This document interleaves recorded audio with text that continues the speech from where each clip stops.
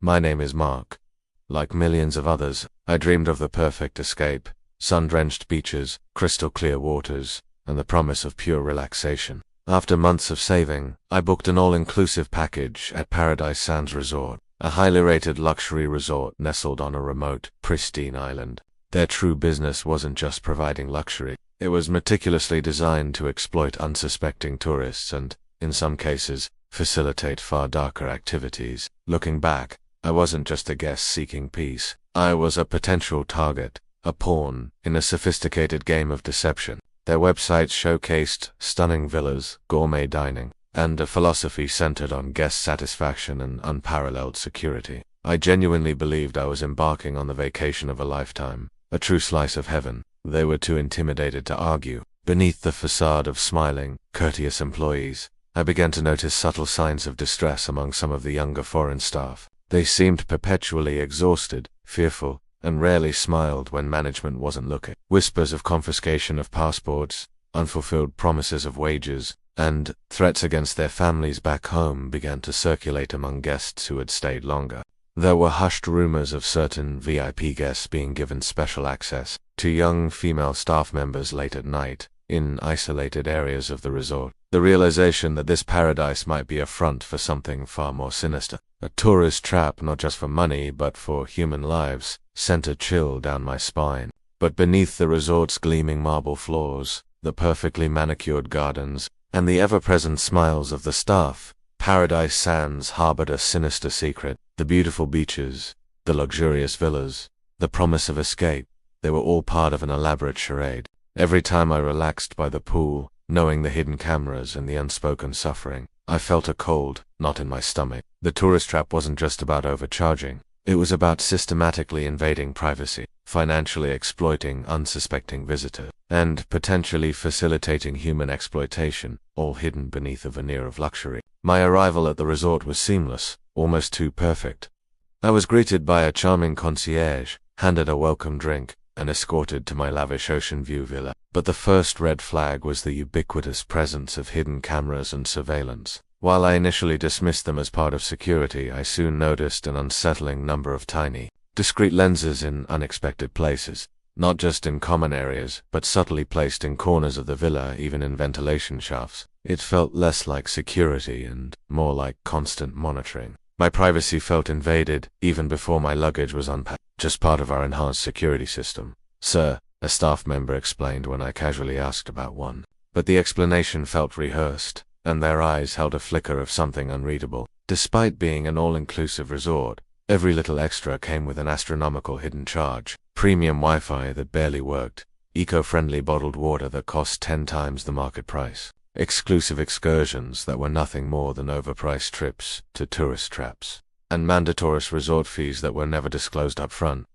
My bill began to balloon alarmingly. Worse, there were subtle scams, credit card skimmers at souvenir shops, lost and found services that only found items after a hefty retrieval fee, and even staged emergencies where guests were pressured to pay for overpriced, unnecessary medical services from the resort's partner clinic. Then came the issue of exorbitant, non-transparent fees and elaborate scams targeting guests. I remember meeting an elderly couple who were charged thousands for a Dr. S visit after one of them felt dizzy, only to discover later the doctor was a resort employee with no medical license. The most egregious deception involved the exploitation of vulnerable staff and potential links to human trafficking.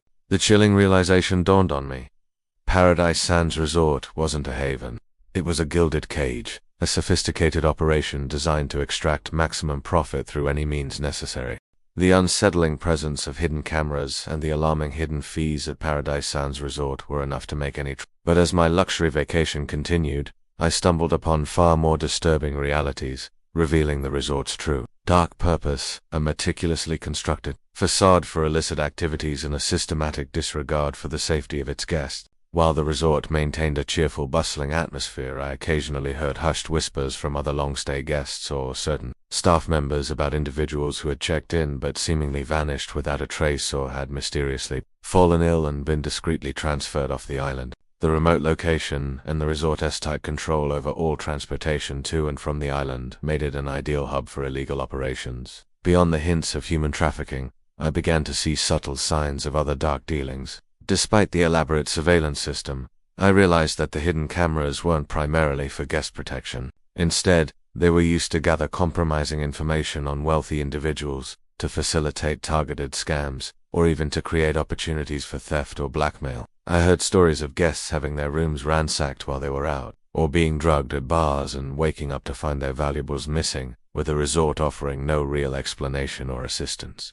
It was clear that certain incidents were not accidents, but rather orchestrated events, designed to extract money or information, or to silence anyone who stumbled too close to the truth. High-stakes gambling in private backrooms, discreet exchanges of large sums of money. My fellow tourists, caught up in the allure of luxury, were either too blissfully unaware, too intimidated, or too deeply entangled in the resort's various traps to question anything.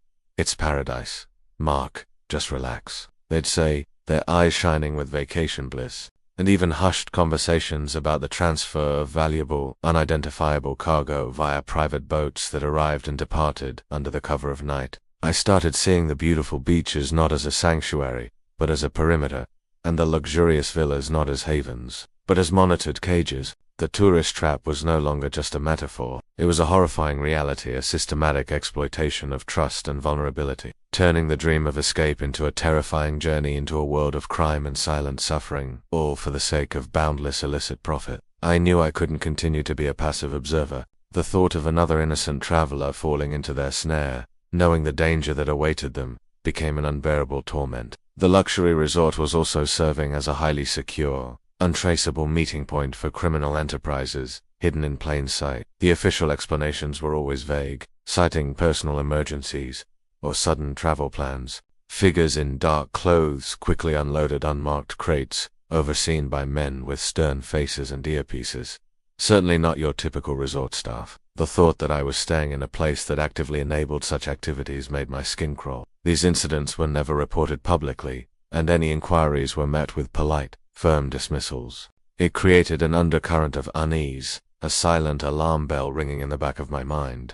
I started noticing strange patterns of guest disappearances and isolated incidents. "Just a rumor, sir. Our guests are perfectly safe," a guest relations manager assured me with a fixed smile. When I tried to inquire about a particular disappearance, but the smile didn't reach his eyes. Then came the issue of organized illicit activities facilitated by the resort's exclusivity. I vividly recall a late-night walk, seeing heavily guarded boats docking at a secluded, unlit pier, far from the main tourist areas. The most egregious deception involved the intentional compromise of guest security for profit. The pressure to simply enjoy my vacation, to ignore the creeping sense of dread, became unbearable. My sleep became restless, haunted by the vacant smiles of the exploited staff, the whispers of vanished guests, and the cold, unblinking gaze of hidden cameras. The glittering facade of Paradise Sands Resort had completely shattered, revealing the horrifying truth of surveillance, exploitation, and illicit activities. Every hidden camera, every forced smile from an exploited staff member, every whisper of a vanished guest, they gnawed at my conscience. I saw the innocent faces of new arrivals, checking in with dreams of paradise, completely unaware of the sinister web they were entering. Instead, I meticulously compiled all the evidence I had collected. Covertly taken photos of hidden cameras, screenshots of my inflated bills, whispered conversations with other concerned guests, and even rough notes on the suspicious comings and goings at the secluded pier. It was a risky move, but the thought of remaining silent was far more terrifying than any threat they could wield. I knew I couldn't be a passive bystander in this dark operation any longer. But the image of the abused young worker, and the countless individuals trapped in this tourist trap, gave me an unyielding resolve. I didn't look back. I left my room key on the reception desk, severing my last tie to Paradise Sands Resort. I knew the fight ahead would be long and arduous, a battle not just for my own safety, but for the countless others who had been, or would be, lured into this gilded cage. But I had already taken the first, most crucial step towards reclaiming my freedom. "I don't care," I said, meeting his gaze squarely. "I'm now actively working with international human rights organizations and travel watchdogs, helping to investigate and expose resorts and tours operators involved in human trafficking, forced labor, and scams. The work is challenging and often dangerous, but every time we help a victim escape, every time we shed light on these hidden dangers, I feel like I'm finally honoring the true spirit of travel, one built on freedom, exploration, and respect, not exploitation. Yet, the shadows of paradise sands still linger. Every time I see a glossy travel advertisement or hear of a new luxury destination, a cold dread washes over me. The faces of those who sought escape but found imprisonment, whose money was stolen, whose very lives were put at risk.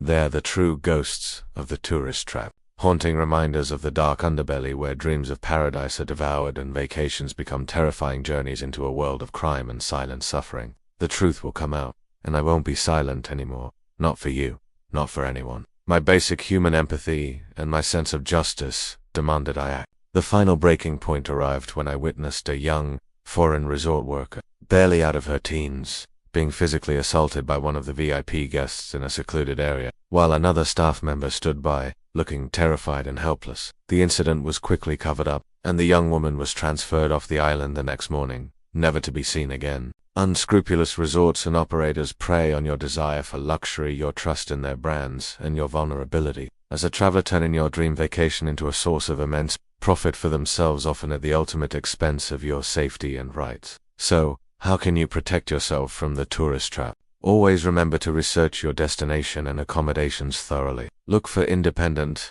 verifiable reviews beyond their own website. Check local news for any incidents, and be wary of deals that seem too good to be true. Be vigilant about your privacy and notice unusual camera placements or overly attentive staff.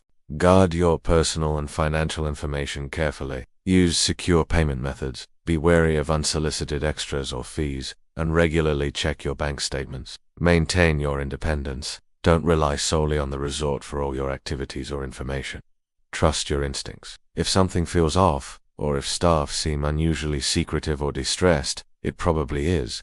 And most importantly, if you suspect any illegal activities or human rights violations, report it immediately to local authorities, your embassy, or international human rights organizations. Your safety, your finances, and your freedom are too important to risk on a false promise of paradise. If Mark's story made you look at your next vacation a little differently, remember to like this video, share this crucial warning with everyone you know, and subscribe to our channel. Hit that notification bell so you never miss another stark revelation. We'll continue to expose the hidden dangers in every profession. Stay vigilant, stay safe, and remember, not every paradise offers true peace. The blatant disregard for human life and dignity, right before my eyes, ignited a furious resolve within me. I had to expose them. That evening, fueled by a terrifying clarity, I didn't go home. The next morning, I confronted Mr. Dubois, the impeccably dressed resort manager, whose polite demeanor, always masked a cold,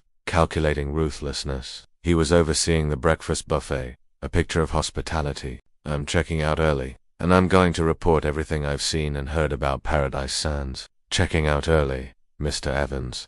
And talking, you are mistaken. You signed our non-cancellation policy, and you are a very observant guest. You think it's that easy? Our resort is highly connected, Mr. Evans. We have friends in high places, both here and abroad. Your little report will be dismissed. Your reputation will be questioned. And remember, dear sir, this island is remote. There are many ways for inconvenient truths and inconvenient people to simply disappear. Be wise, Mr. Evans. Be silent. He chuckled, a chilling, humorless sound. Your paradise can become your permanent residence, Mr. Dubois, I stated, my voice steady, though my heart pounded in my chest. He slowly turned, his fixed smile not faltering, but his eyes turning to chips of ice. His threats were terrifying, painting a vivid picture of a perilous fate. I turned and walked out, leaving behind the shimmering pools, the pristine beaches, and the suffocating atmosphere of controlled luxury. It's been a year since I left. My experience in the hospitality and tourism industry revealed a terrifying truth. The very places designed for relaxation and escape can be facades for exploitation and danger.